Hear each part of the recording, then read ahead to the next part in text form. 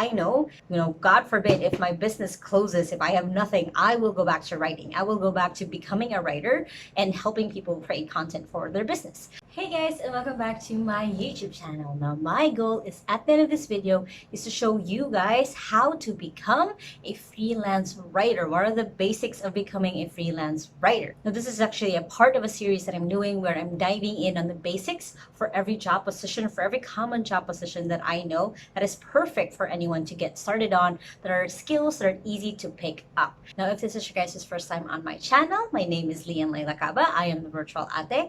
I've been working from home since I was 15 years old and now run an outsourcing agency here in Cebu City, Philippines. I post videos every Sunday and Thursday on how to work from home, so make sure that you guys hit the subscribe button right there so you don't miss any of my videos. Now, today we're going to really dive in on the actual basics, like how do you actually become a freelance writer? Now, I'm super excited about this topic because this is actually how I got started working online. I started blogging myself just on like a blogspot free blog that I can put up. I was posting on blog posts about, short stories. I was writing articles, like stuff about school, what I was going through. And then I actually started getting clients through that. Like I joined a Facebook group where a lot of writers would be sharing their blog posts. And one of them said, hey, can you become a ghostwriter, or do you want to contribute for my magazine? So I got a lot of different side gigs from there. And that's how I got started becoming a paid writer, professional writer, because that is the meaning of being professional, is you're actually paid to do it. Now, I then evolved into working with local magazines in my province. It evolved to working with newspapers, and then went into actually writing my own book. I actually ended up writing my own book, published it on Amazon. So I really went through the whole journey of getting to the point where I was getting referrals, I was getting clients, even when I wasn't trying, because I've already set up in people's head. They know that I'm a writer. They know that if they need some sort of, good writing, I'm the person to go to. And I'm going to teach you guys how to get to that point. Again, I started as young as 15. So if you're someone right now who really wants to get started with writing, that's a chosen skill that you've thought of, then of course, keep watching this video. First basics that I'm going to cover is what is a freelance writer? Now, a freelance writer is basically someone who creates content, written content for clients, for businesses, whoever it is that you're working for. So a written content could be something as simple as a 500-word article, or it could be an actual like ghost writing. It means you're writing for someone else's and it's going to be published under their name. You're ghost writing their book. You're helping them actually write up their book. So it has a huge range when it comes to freelance writing.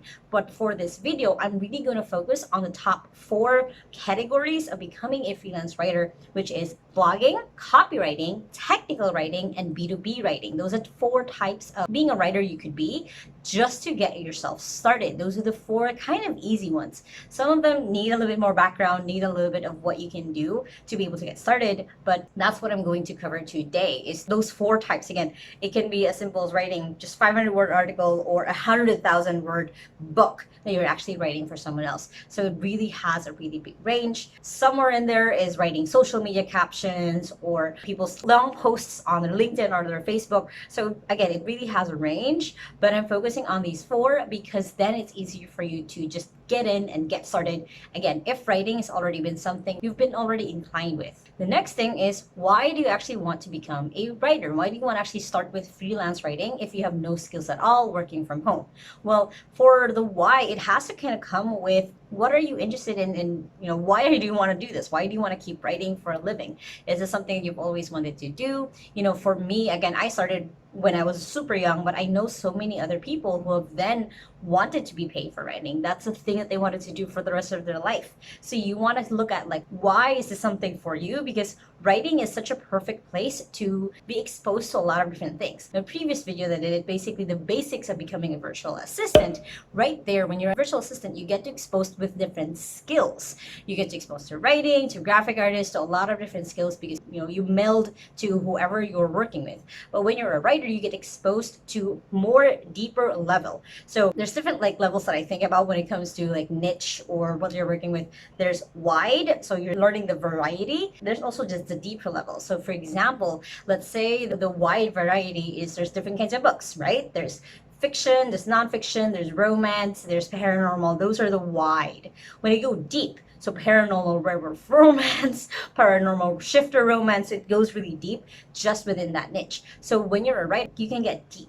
As a virtual assistant, you go wide, writer, you go deep. You get deeper and deeper into the niche until maybe you find something that actually you're the only expert in as a niche. So that's why I really love writing, because the possibilities are literally endless as long as this is something that you like to do, as long as this is something that you want to keep improving on. Being a writer is one of the best things. It's also the easiest thing to fall back upon. Like, I know, God forbid, if my business closes, if I have nothing, I will go back to writing. I will go back to becoming a writer and helping people create content for their business, because that's the easiest, again, fallback for me now, because it's been 10 years that I've been a writer. So I know how to get into that, which I'm going to be talking about, of course, in a few minutes. So now that we covered the what and the why, the next is who needs actual writers? Who are going to be your potential clients? And basically, it's almost every business owner and even professional who's starting to put their content out there. So like, for example, for me, when I got started as a writer, it was literally a blogger who didn't have time to keep writing her blog posts more consistently, so she needed my help.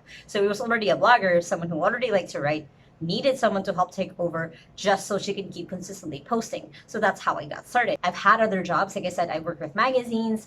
I have worked with a book publishing company. So it really depends on who you want to target. But on the who need a writer, again, almost all business owners and professionals need them, especially now nowadays, that the best way to get to know a company is actually by checking out their blog, their articles.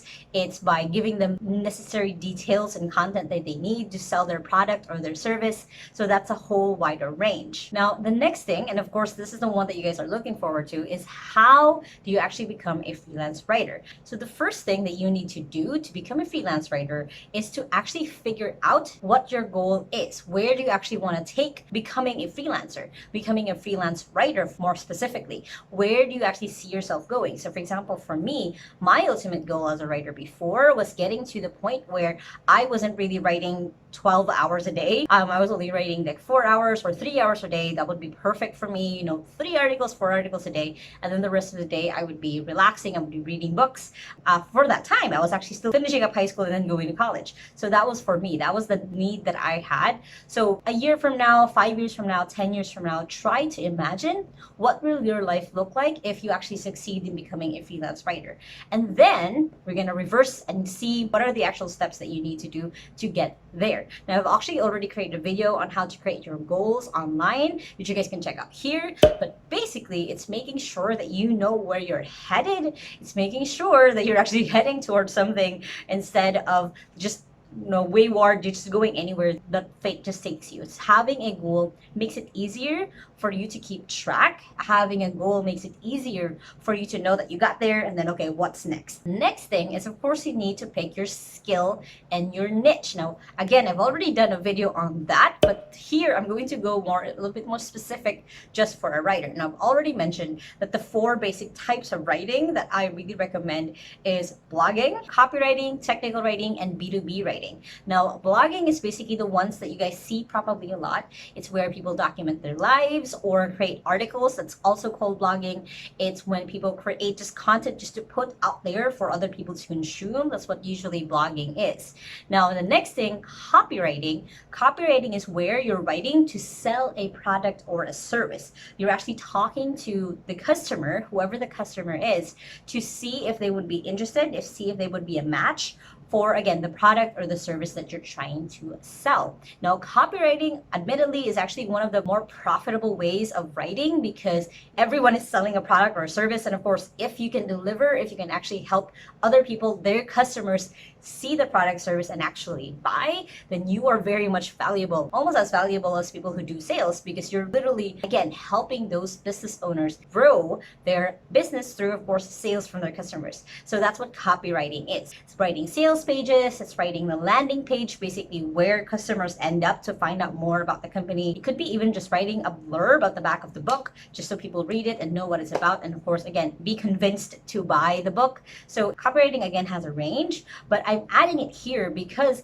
even though there is a learning curve, even though you have to kind of learn a little bit of marketing, a little bit of how to sell through your writing, it is such a great type of writing to be in, especially if your target, if your goal, that's why you need to have a goal. Your goal is to eventually get to the point where you are just, producing one kind of content and it's making you a lot of money. Because again, with copywriting, you are literally helping someone showcase their product, showcase their service, so people actually buy them.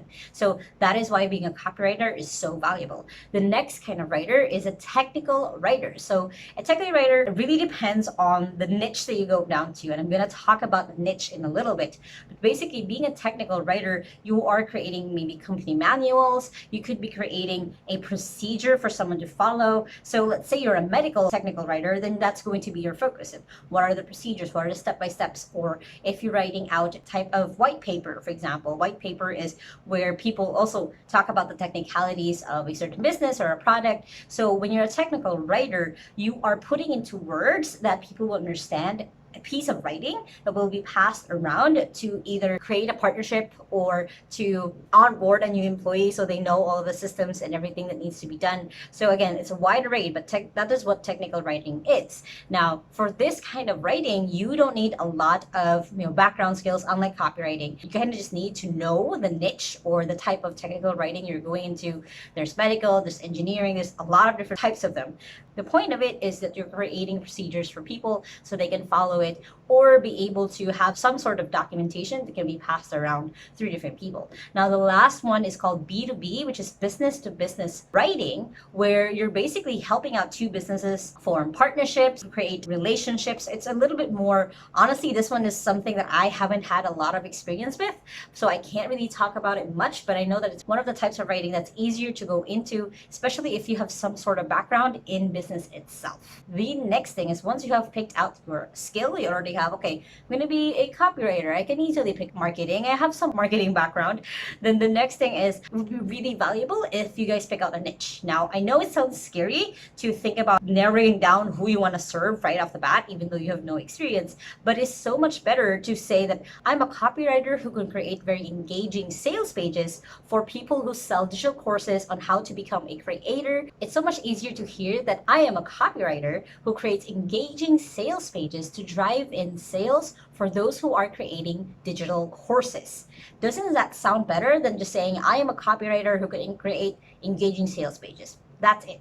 You don't really know who you're serving. You don't really know what your specialty is. And it's of course harder for people to trust that you can actually deliver. So when it comes to niching down, my number one piece of advice of picking out your niche is actually starting with, what are people usually asking you for advice for? What is something that you are currently already interested in? What is something that you already love doing or like writing about? And then starting from there. For me, my first niche was actually long distance relationships. And it's really funny how I got into a 15-year-old girl writing about long distance relationships. It was actually because I was reading a lot of my parents' letters back and forth when they were younger, when they were doing the long distance thing. And that's kind of where I got my expertise. And I was also reading just a lot of books about relationships, about love, not fiction, not mostly nonfiction, surprisingly. So that's where I kind of already had knowledge. Because of course, if you want to be an expert in a specific niche, you have to have some knowledge about it. You can't go into it blind.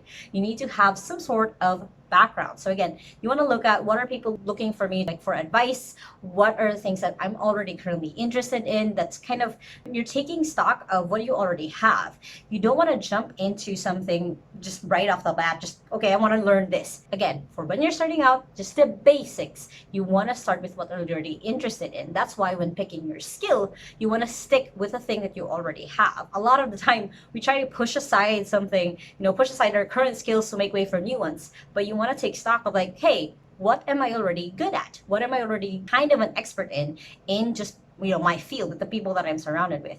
Because the thing to keep in mind when you are picking out your skill is that you might be thinking that you're in a range of 1 to 10, you might be at level 4, but you're trying to help out those who are 3, 2, and 1. You're trying to help those people who are in need of your expertise, because to them, you are an expert. So just keep that in mind when you're picking your skill, when you're picking your niche. Just pick one.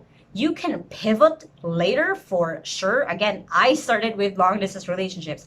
I'm not posting those anymore, but you have to just start somewhere or else you'll get stuck and you'll never actually do it. Next is once you have that, once you've picked out your goal, you have your skills and your niche, then you want to pick out your or think who are going to be your target clients, who are the actual people that you want to work with, and where do they hang out. So as an example, if you're going to be a copywriter, chances are you're going to be able to target are on LinkedIn, on platforms like LinkedIn. That's where they hang out. That's where they may be asking for recommendations for a writer. So that's the best place for you to go into. Or if you are a medical technical writer, where are these doctors hanging out who will want to hire you? So you want to, again, think, reverse engineer, where are your niche hanging out? Where are these people that you want to serve hanging out? So it's easy for you to market yourself, which of course brings me to the next step, which is marketing. It's updating your resume and making sure that you have a portfolio. So I've already done a video on how to create your digital portfolio. You can click right here or you can check out the link in the description below. But basically, you need to have some sort of way, a sample work to show to your potential employers that you can actually do what you say that you do. That's the whole point of a portfolio. Now, if this was not so much of a creative job, it was more a technical job, then you don't need it. But since this is creating something, you really need to have a portfolio to establish yourself. Now, if you have no idea where to post your portfolio, you don't have your own website, you can't afford a website yet, that's okay. LinkedIn itself is a place where you can post your articles. A lot of writers, a lot of my friends who are writers have found jobs through LinkedIn because, again, people are always looking for a writer, especially if you niche down, that niche is always going to be looking for you. So that's where I recommend that if you're trying to build out your portfolio, start posting them as an article inside of LinkedIn, and once your employer asks for sample work, you can just send them that all of your articles are inside of your LinkedIn account. Another part of marketing yourself is making sure that your social media is all updated, is making sure that your Facebook, your LinkedIn, your Instagram actually says that you're this kind of writer, this is the niche that you're serving, this is the problem that you're solving for them, as an example, to make sure that other people know what it is that you do. Because for me, as an example, 3 out of 5 of clients that I get a lot are referrals, are people who saw my profile, who have seen me post, who have seen me tell other people that I am a writer. That's where I've gotten most of my clients from. So never discount the power of referrals, guys, or letting the people in your network know that this is something that you're trying to do, because chances are they might know someone who knows someone who knows someone who needs a writer like you. And of course, part of marketing is picking out your pricing. Now, when it comes to picking out your pricing, again, it goes back to your goal. So for example, for me, as a student, it made sense that I would charge about 500 pesos or 10 US dollars per article because, one, I was pretty young. My goal was to just cover my own allowances if I was going to buy books for myself or do something else. And of course, I didn't really have that need for big money. Now I've started charging about $50 to $100 per my writing because I know that's my value. I've been an expert enough and I have different goals now. So you want to go back to that, because the thing with pricing yourself as a writer is it's really up to you. Now, as your skills go up, as you have more experience, you kind of will be more comfortable with how much you want to price yourself. But to start off, you can do what I did. You can charge yourself at $20, which is 1,000 pesos per article, or you can charge higher depending on your niche, on who you're targeting. If they seem like they have the budget for higher, you can charge higher. Again, it goes back to your goal. What is actually a goal that you have? Because chances are, if you price yourself really high and you say, 10,000 per article, you are going to find that person based on your niche. So again, it goes back to you. You have to decide that now. Later on, again, you can change that. You can upgrade, you can downgrade, up to you. But it's deciding right away, so then you're not stuck there. You don't create your own, bottleneck or thing that's slowing you down. You're just going through and like, okay, I'm just going to do this. I'm going to test, and then later on pivot, which of course brings me to the next thing, is constantly upgrading your skills. So it's upgrading whatever skills that you have, whatever skill that you picked. It might be actually going into a different style of writing, so it's up to you. But always really recommend that you keep upgrading your skills, whether that's by practicing, whether that's by taking courses on how to become a better writer, whether that's taking certifications maybe. Again, not all needed, but basically you want to keep in mind that you have to keep working on your skills. So for example, for me, I always have a book here that I'm reading about copywriting. I have like 3 books in my room about copywriting that I can flip through and reread at any point, because then I know that I can, remember all of that and think like, okay, do I need to work on this? Is this something I can let go? Yeah. So upgrading your skills as a writer is so important, because it's one of the best ways that you can keep growing, that you can keep finding clients who can challenge you and maybe pay you more. So you have to keep that in mind, that you have to constantly upgrade your skills as a writer. Now, if becoming a writer is something you guys want to do, make sure to comment below, because I would love to meet fellow writers and get to know you guys and help you guys out in any way that I can. I do try to answer every comment that I get, so make sure to leave one below. And also, if you guys like this video, if this made sense, if everything that I just talked about made sense to you guys, make sure to leave a like, because that does help my channel, that does help grow my channel so other people see my videos. And also, if you haven't yet, make sure that you hit the subscribe button right there so you don't miss any of my videos every Sunday and Thursday on how to work from home. Now, of course, check out the other parts of this series, guys, if you're still not sure if writing is going to be for you, and you guys can check out these other 2 videos right here so you get a little bit more clarity with your digital career. Now, I hope you guys are having an awesome day, and remember that small steps matters. And I'll see you in the next video. Bye!